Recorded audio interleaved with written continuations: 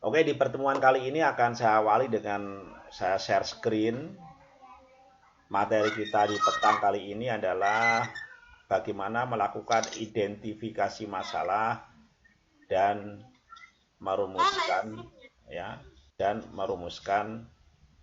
atau menyusun pertanyaan penelitian. Nah, sebentar saya akan share screen, ditunggu.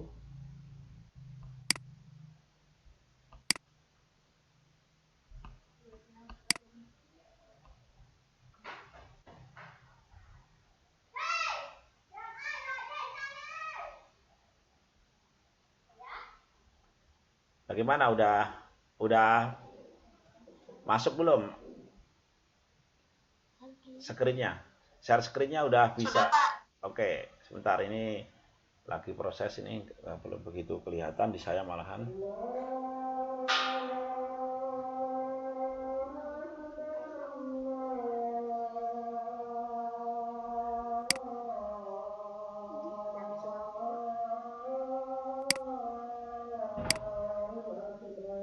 Oh.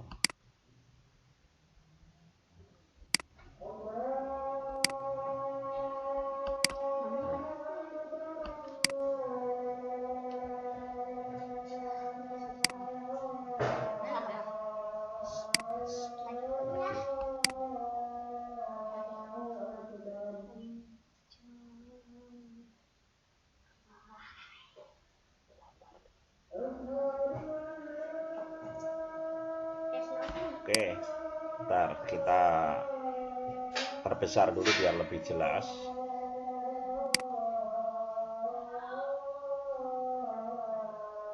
Ya, kita akan bicara tentang identifikasi dan perumusan masalah. Kita lanjut ke slide kedua. Ya, ini ada partisipan masuk lagi, kita admit dulu.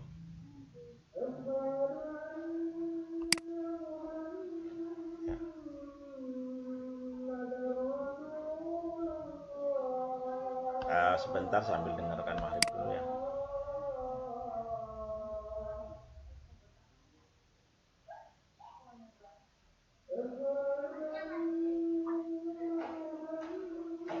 Silakan dibaca dulu sambil kita dengarkan azan.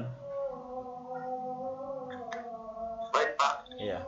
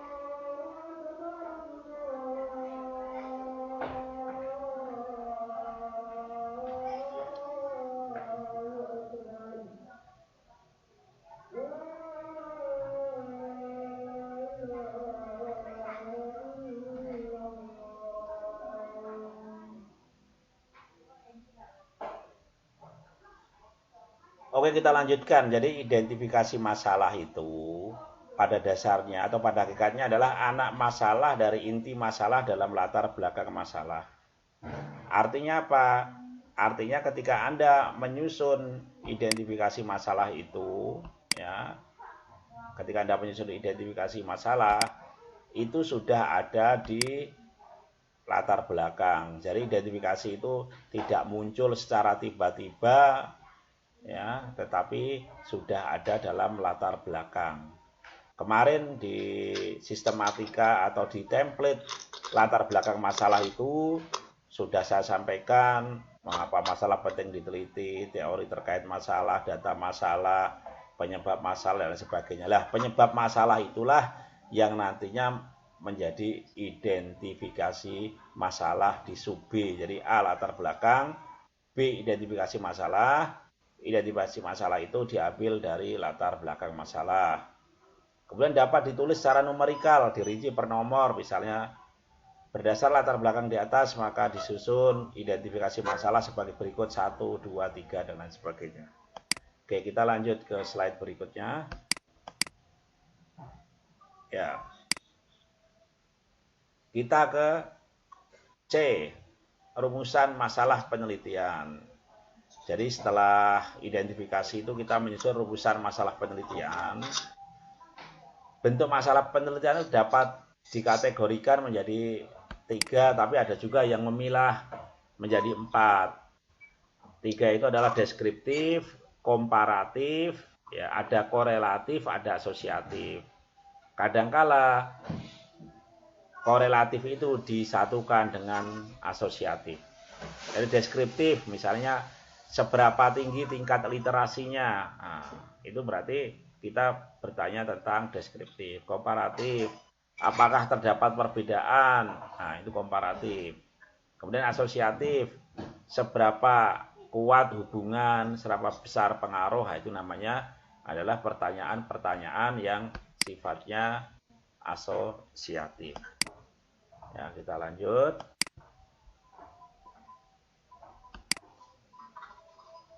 Nah, permasalahan deskriptif.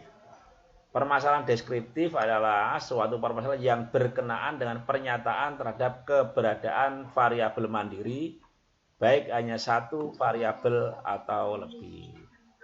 Jadi variabel mandiri itu adalah variabel yang berdiri sendiri, tidak dibandingkan, tidak dihubungkan, tidak dipengaruhi. Nah, itu namanya variabel mandiri. Contoh, seberapa tinggi efektivitas penggunaan metode diskusi dalam pembelajaran ekonomi misalnya.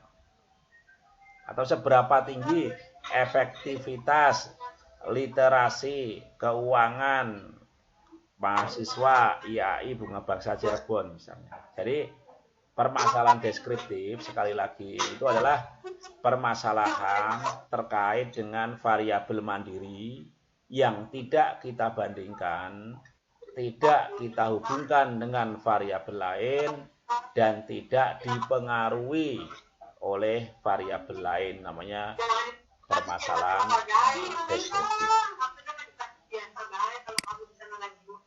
Oke. Itu suara siapa sih? Tabil matiin bil, mikro bil.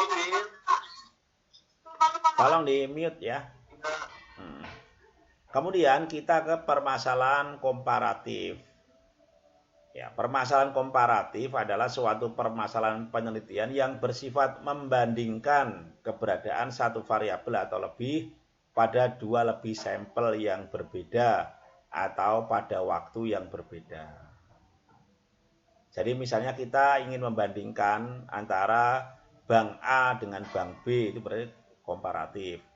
Antara sebelum atau antara kondisi normal, ya, antara kondisi normal, ya, oke, antara kondisi normal dengan kondisi masa pandemi, antara musim kemarau dengan musim hujan, nah itu adalah permasalahan yang komparatif. Ya. Contoh, adakah perbedaan kemampuan dan disiplin kerja? Jadi di sini ada dua variabel, ya, ada, tapi variabelnya itu akan kita bandingkan. Yang pertama adalah variabel kemampuan kerja, yang kedua adalah kemampuan disiplin kerja antara guru sekolah swasta dengan sekolah negeri atau perusahaan swasta dengan BUMN misalnya. Apakah ada kemampuannya beda enggak, disiplin kerjanya beda enggak? Nah, kita membandingkan intinya. Jadi yang kita bandingkan itu pada sampel yang berbeda. Sampelnya adalah bisa BUMN dengan swasta tadi. Kemudian yang kita bandingkan apa variabelnya? Kemampuan dan disiplin kerja. Oke, kita lanjut. Kemudian berikutnya itu adalah permasalahan asosiatif. Ya. Permasalahan asosiatif itu kadang kita pecah antara komparatif sendiri, kemudian asosiatif sendiri, tapi ada juga yang menggabungkan, tidak menjadi persoalan. Yang paling penting adalah Anda memahami tentang konsep tersebut. Permasalahan asosiatif adalah suatu permasalahan penelitian yang bersifat hubungan antara dua variabel atau lebih. Jadi sifatnya itu bisa hubungan, ya bisa pengaruh. Terdapat 3 bentuk hubungan, yaitu simetris. Simetris itu berdiri sendiri. Jadi antara variabel 1 dengan variabel 2 sebenarnya tidak ada kaitan, tapi kita paksakan untuk kita ukur hubungannya. Ya, misalnya hubungan antara kupu-kupu yang datang dengan kedatangan tamu, kan kalau orang Jawa itu kan kadang ada anggapan-anggapan. Nah, itu sebenarnya kan berdiri sendiri, antara kupu yang terbang ke rumah dengan tamu nggak ada kaitannya itu. Tetapi dipaksakan, nah, namanya itu hubungan simetris. Apakah ada hubungan antara burung hantu dengan adanya orang meninggal? Kadang-kadang dihubung-hubungkan seperti itu. Padahal itu berdiri sendiri masing-masing. Tapi ketika diriset dihubungkan, namanya hubungan simetris. Yang kedua, hubungan kausal. Hubungan kausal itu adalah hubungan sebab akibat. Ya, jika X begini maka Z begini. Nah, itu biasanya korelatif itu. Hubungan antara ini dengan ini. Nah, itu namanya hubungan kausal, sebab akibat. Intensitas belajar misalnya dengan prestasi akademik mahasiswa ekonomi misalnya. Nah, itu hubungan sebab akibat. Kemudian tingkat ekonomi dengan gaya hidup, nah itu sebab akibat. Kemudian ada juga yang interaktif atau resiprokal atau timbal balik. Contoh, gizi dengan kecerdasan. Ya, orang yang gizinya tinggi ya cenderung cerdas. Orang yang cerdas cenderung memilih gizi yang tinggi. Jadi saling timbal balik. Ini namanya, jadi ada 3 tadi, simetris dipaksakan hubungannya. Kausal itu sebab akibat. Interaktif itu saling mempengaruhi. Ya, saling mempengaruhi. Kita lanjut. Kemudian ke slide berikutnya. Nah, contoh permasalahan asosiatif. Adakah hubungan antara banyaknya pemain masuk PGSD UPI dengan panen raya masyarakat petani? Simetris ini, nggak ada kaitannya, tapi dipaksakan. Kemudian ada juga hubungan yang klausal atau sebab akibat, pengaruh kurikulum ya, terhadap kualitas SDM. Kurikulum yang baik ya tentu akan menghasilkan SDM yang baik. Kemudian ada yang resiprokal atau timbal balik. Contoh, kecerdasan dengan kekayaan. Orang yang cerdas ya akan kaya. Orang yang kaya cenderung cerdas karena gizinya terpenuhi. Jadi itu namanya hubungan resiprokal, saling mempengaruhi. Jadi permasalahan asosiatif itu ya bisa pengaruh, bisa hubungan. Kemudian kita bagi menjadi 3. Ada simetris, ada klausal, ada resiprokal. Lanjut.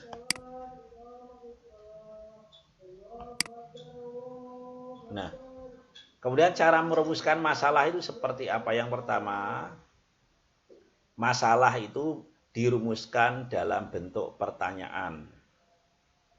Berbeda dengan identifikasi masalah. Kalau identifikasi masalah itu kalimatnya adalah kalimat pernyataan. Sekali lagi, kalau identifikasi masalah kalimatnya adalah kalimat pernyataan. Tetapi kalau rumusan masalah kalimatnya adalah kalimat pertanyaan. Kedua, rumusan masalah hendaknya jelas dan padat. Ya, jadi jelas kita rumusan masalahnya itu. Kita itu mau mendeskripsikan, kita itu mau membandingkan, kita itu mau hubungan simetris, kita itu mau hubungan kausal, atau kita itu hubungan yang interaktif atau resiprokal, itu harus kita jelaskan. Kalimatnya jelas, ya. Ada bentuk tanya, kalimatnya jelas, subjeknya siapa, ya. Jadi nanti akan mempermudah kita di dalam menjawab pertanyaan itu. Ingat, pertanyaan penelitian itu nanti kaitannya panjang dengan tujuan penelitian, dengan analisis statistik yang kita gunakan, dengan kesimpulan. Jadi nanti harus linear itu. Pertanyaan dengan tujuan harus sesuai. Pertanyaan dengan analisis statistik harus sesuai. Ya, pertanyaan dengan kesimpulan harus sesuai. Jadi kita di situ itu ada garis lurus yang tidak boleh ada yang tertinggal. Oke, kita slide berikutnya, slide 9. Perumusan masalah harus berisi implikasi adanya data untuk memecahkan masalah. Ya, jadi rumusan masalah itu nanti kaitannya juga dengan data. Nah, data itu diambil pasti berangkat dari teori. Dari teori itu nanti ada indikator, dari indikator kemudian kita susun instrumen. Instrumen kita sebar, barulah kita memperoleh data. Data deskriptif nanti ya kita akan untuk menjawab pertanyaan deskriptif. Data yang sifatnya nanti kita hubungkan antara dua variabel, ya nanti ada data kita larinya ke untuk statistik inferensial. Kemudian rumusan masalah harus merupakan dasar dalam membuat hipotesis. Ya. Jadi rumusan masalah kalau deskriptif biasanya pertanyaannya hanya satu dan itu langsung menjadi atau dikaitkan dengan hipotesis. Kalau deskriptif bisa uji pihak kanan, uji pihak kiri, nanti Anda pelajari dalam statistik. Kemudian untuk riset komparatif, itu nanti pertanyaan ketiga yang ada tidaknya perbandingan, itu menjadi mengarah ke hipotesis. Jadi kalau dalam riset komparatif biasanya ada 3 pertanyaan. Pertanyaan pertama dan kedua adalah pertanyaan deskriptif. Pertanyaan yang ketiga adalah pertanyaan inferensial. Nah, itu kita harus tahu. Kemudian dalam komparatif, kemudian dalam asosiatif juga begitu. Pertanyaan pertama dan pertanyaan kedua adalah pertanyaan deskriptif, sementara pertanyaan yang ketiga adalah pertanyaan inferensial yang nanti akan dibuat hipotesisnya. Kemudian masalah harus menjadi dasar bagi judul penelitian. Artinya judul penelitian harus mencerminkan dari masalah yang akan diteliti. Jadi nanti judul, kemudian pertanyaan ketiga kalau yang komparatif maupun yang asosiatif, kemudian hipotesis, nah itu nyambung semua itu. Jadi skripsi itu merupakan sebuah sistem. Ya, jadi dari awal sampai akhir itu adalah sebuah garis lurus yang saling terkait, yang tentu kita tidak bisa segregasi ngambil sana ngambil sini dipadu-padukan dan nanti hasilnya tidak akan maksimal dan cenderung tidak tepat. Nah itu share dari saya, maka silahkan yang mau bertanya diberi kesempatan. Nanti ini materi saya upload di e-kampus. Berikut Anda juga harus Anda harus menyusun identifikasi dan pertanyaan atau rumusan masalah dalam karya Anda. Mangga yang mau bertanya dipersilahkan. Ini ada 23 partisipan. Mangga yang bertanya. Dan selamat berbuka puasa bagi yang puasa tarwiyah pada kesempatan kali ini. Ada yang bertanya, mangga? Ini ada lagi yang masuk, Suwandi Andi.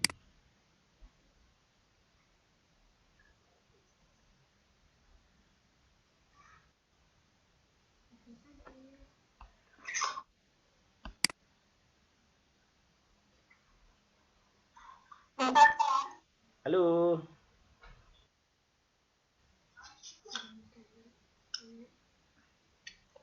Ada yang bertanya mah nggak, silahkan.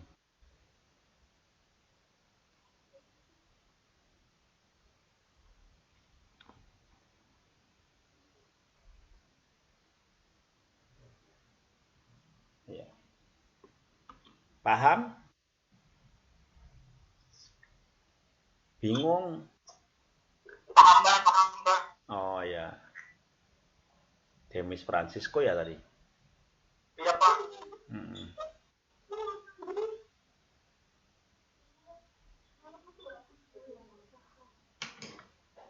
Ya, nanti gimana? Nanti ini juga saya apa namanya screen recording kok, nanti bisa Anda lihat di e-kampus juga. Jadi nanti biar Anda jelas, kalau nggak jelas nanti ketika perkuliahan tatap muka kita review lagi. Ya? Oke. Hmm.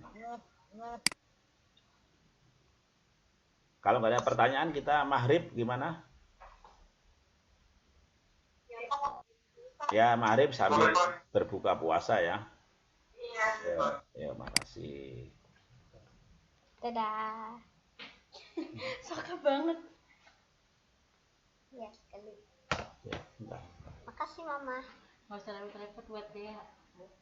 Gak usah repot-repot kalau buat aku mah. Yang bisa menurut.